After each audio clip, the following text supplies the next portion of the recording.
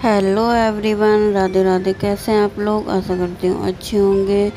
तो मेरी सुबह हो गई थी सुबह के 5:30 बजे और मैं आ गई थी इधर पढ़ने के लिए। नहीं, ब्रश वगैरह करके आई थी, ऐसे नहीं आ गई थी।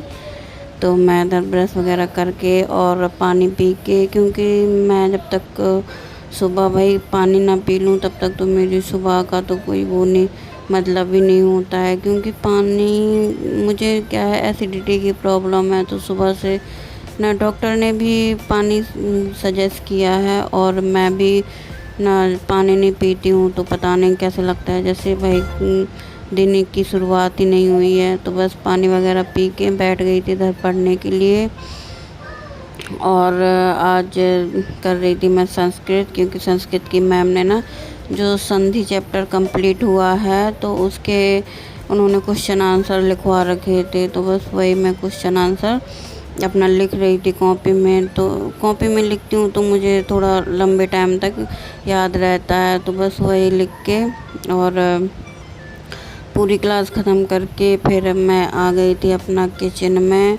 और किचन में पतिदेव दूध लेके भी आ गए थे, क्योंकि उनका दूध ना ख़त्म हो चुका था। तो बस अब बनेगी चाय के लिए। जब तक मैंने इधर इंडक्शन पे चाय चढ़ा दी थी और पतिदेव दूध लेके भी आ गए थे।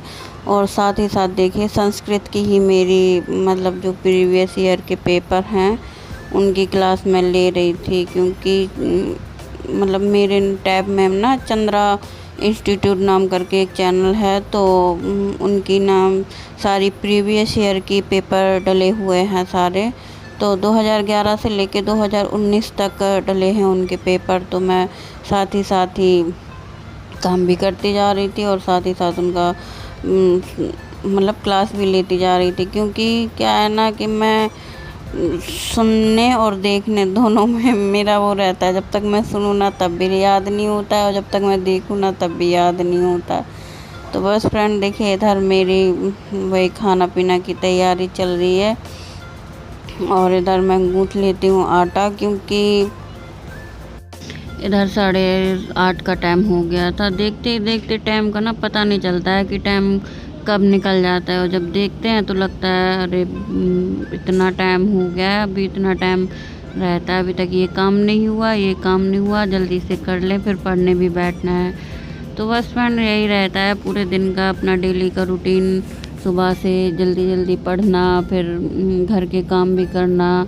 और पतिदेव ऑफिस जाते हैं तो उनको लंच वगैरह बनाना ना टाइम से थोड़ा ही रहता है। क्योंकि घर पे तो मतलब कितने टाइम तक भी अपना बनाते खाते रहो, लेकिन भाई दूसरा बंदा जब जाता है तो उनको टाइम से देना भी तो ज़रूरी रहता है। कि जब तक मैंने इधर हस्बैंड का लंच लगाया तो दोनों बच्चे भी उठ गए थे। और बस इधर मेरा देखिए फ्रेंड किचन का काम भी हो गया था। और फिर मैं आ जाती हूँ बाहर झाड़ू लगाने के लिए। और देखिए झाड़ू लगाने से पहले ना मैंने सारे बिस्तर वगैरह झाड़ लिए थे, क्योंकि बिस्तर पे बच्चे खाते पीते रहते हैं ना, तो थोड़ा बहुत हल्का फुल्का गिर भी जाता है। तो फिर मैंने दोबारा उसको हटाया बेटे को और फिर बिस्तर लगाया। और फिर झाड़ू वाड़ू लगा के मैं आ गई थी फ्रेंड इधर बर्तन वर्तन करने के लिए। क्योंकि खाना बना लिया था और किचन भी साफ़ कर दी थी, बस बर्तन रहते थे।